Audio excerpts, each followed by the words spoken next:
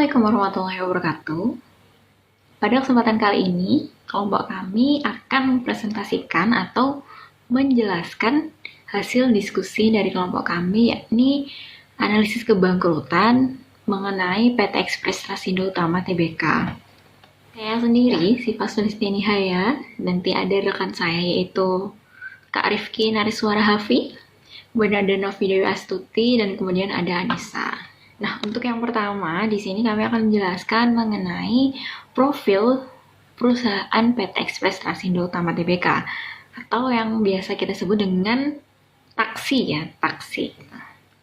Nah, PT Express Trasindo Utama Tbk ini adalah operator taksi di Indonesia yang telah beroperasi sejak tahun 1989.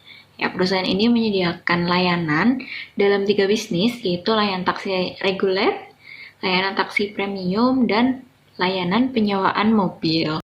Nah, Express Trasindo Utama ini adalah pesaing terbesar dari Bluebird Group yang sehubungan dengan operasi taksi di Indonesia. Ya, yang mana saat ini Bluebird itu masih menjadi pemimpin pasar, tetapi Express Trasindo Utama ini atau taksi ini menunjukkan tanda-tanda ekspansi yang agresif ya, yang dibuktikan pada 2 November tahun 2012.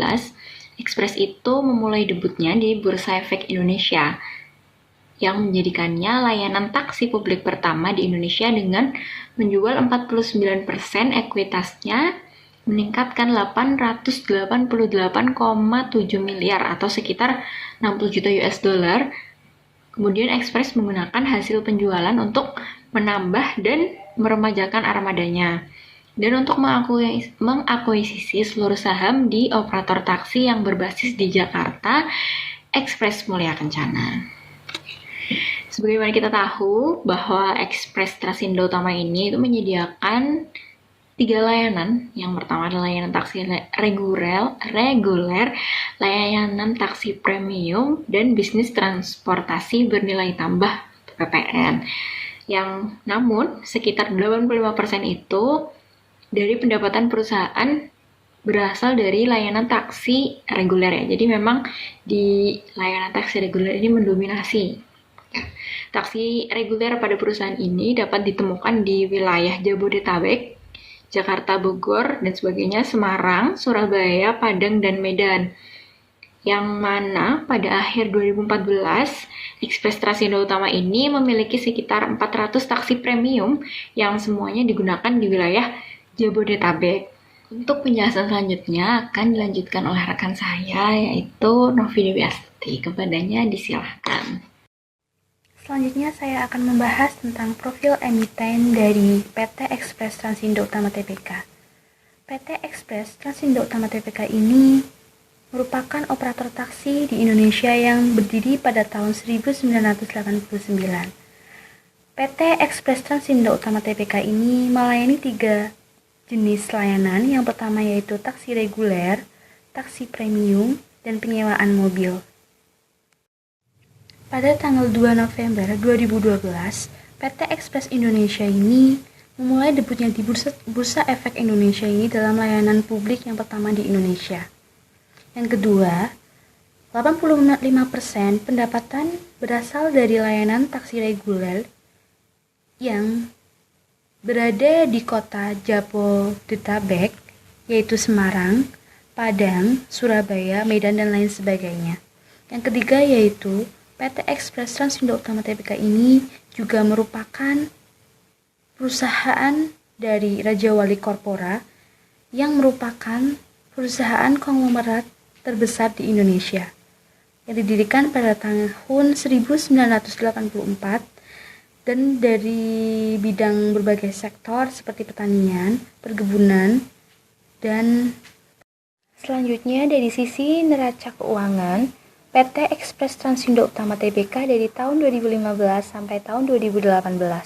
Teman-teman bisa lihat di PPT.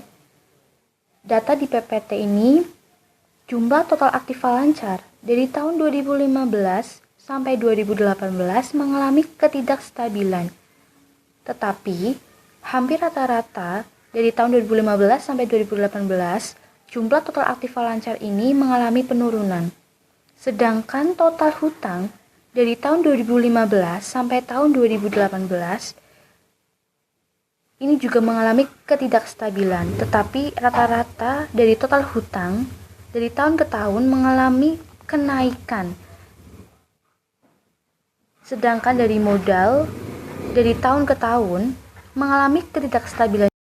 Sedangkan dari modal dari tahun ke tahun juga mengalami ketidakstabilan. Sehingga modal ini juga mengalami penurunan dari tahun ke tahun.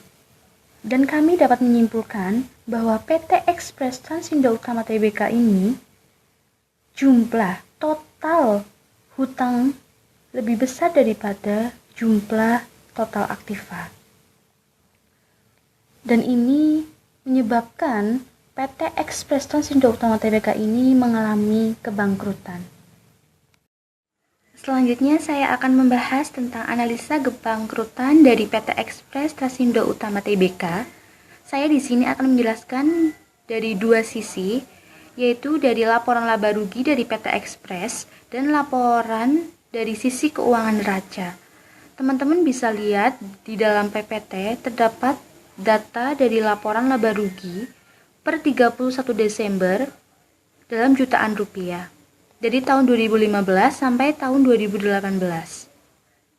Yang pertama, dari tahun 2015, total pendapatan sejumlah 970,093,41, tahun 2016, 618,207,04, tahun 2017, 304,711,72, dan pada tahun 2018 sejumlah 241,663,9. Selanjutnya, laba bersih sebelum bunga dan pajak dari tahun 2015 sejumlah 50,716,46. Pada tahun 2016 sejumlah 223,364,58. Pada tahun 2017 sejumlah 548,791,08, dan pada tahun 2018 sejumlah 872,192,28. Dan yang terakhir, laba ditahan dari tahun 2015 sampai 2018, yaitu pada tahun 2015 sejumlah 32,246,56. Pada tahun 2016, 184,506,29. Pada tahun 2017, 499,378,641. Dan pada tahun 2018, sejumlah 836,372,87. Di sini teman-teman bisa lihat bahwa laporan laba rugi dari PT Express Transindo Utama Tbk ini dari tahun 2015 sampai tahun 2015, total pendapatan mengalami penurunan yang sangat drastis. Sehingga, dari laporan laba rugi ini, kita dapat menganalisa kebangkrutan dari PT Express Transindo Utama.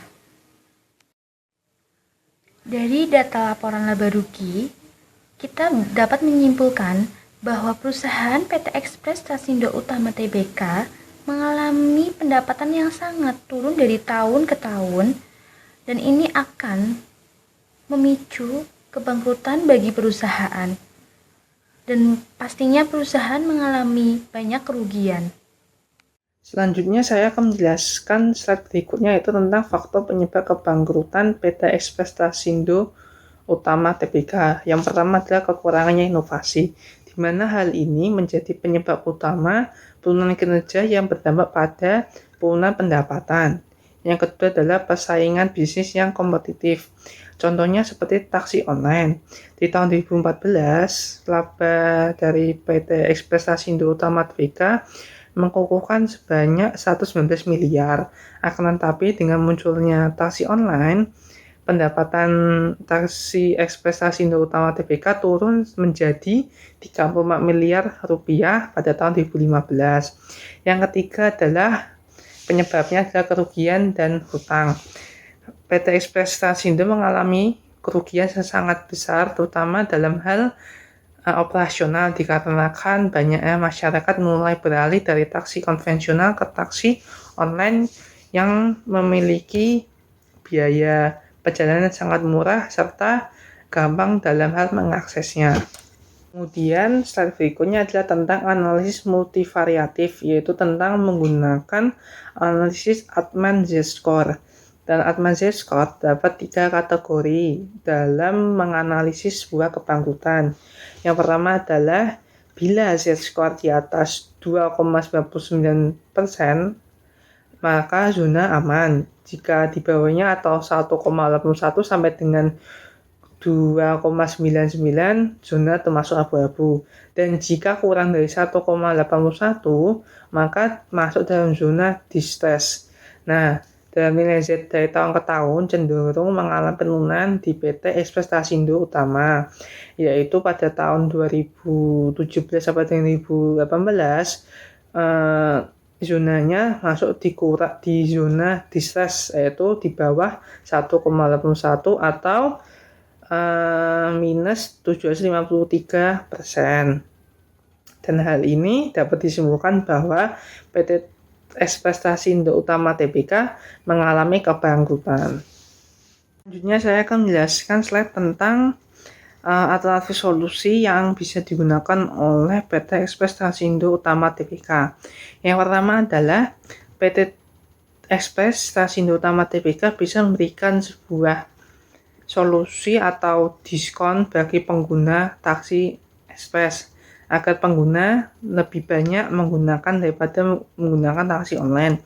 Yang kedua adalah melakukan kerjasama dengan taksi-taksi online di Indonesia yang sudah makin bermunculan agar PT Express Stasindo Utama tetap dikenali oleh masyarakat dan tetap digunakan untuk berpergian ke bandara, ke terminal atau ke tempat lainnya, sehingga PT Express Stasindo Utama juga mengalami sebuah peningkatan keuntungan dan tidak mengalami kerugian semakin hari semakin besar.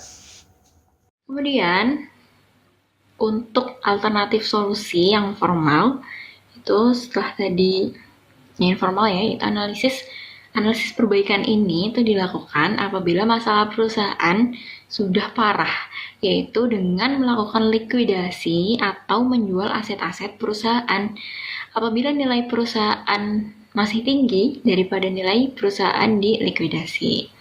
Nah, dilihat dari analisis multivariate yang tadi kita hitung, kita analisis, didapatkan bahwa perusahaan itu berada di probabilitas kebangkrutan yang tinggi. Ya, kebangkrutan yang tinggi, maka perusahaan itu sebaiknya menjual aset-aset yang ada untuk meminimalisir risiko kebangkrutan dan sudah diterapkan dengan menjual armada mobil taksi tapi namun belum berhasil memperbaiki kondisi perusahaan. Nah, pada slide ini kita bisa lihat ya lampiran-lampirannya bahwa ada data dari IDN, CNN.id bahwa kinerja 10 emiten terburuk tahun 2017, yaitu salah satunya ada PT Trasindo, Express Stasindo Utama yang menempati peringkat ke-7. Kemudian ada berita dari tirto.id ya mengenai nasib taksi ekspres yang terbelit utang asetnya terpaksa dijual. Kemudian ada dari IDN ya, idnfinancials.com bahwa BCA alihkan utang taksi 295,17 miliar ke perusahaan Singapura. Kemudian ada pasar mobil bekas itu sepi, di mana taksi kesulitan menjual aset jaminan hutangnya. Oke. Mungkin itu sekian pemaparan dari kelompok kami. Apabila ada kesalahan mohon dimaafkan. Terima kasih. Wassalamualaikum warahmatullahi wabarakatuh.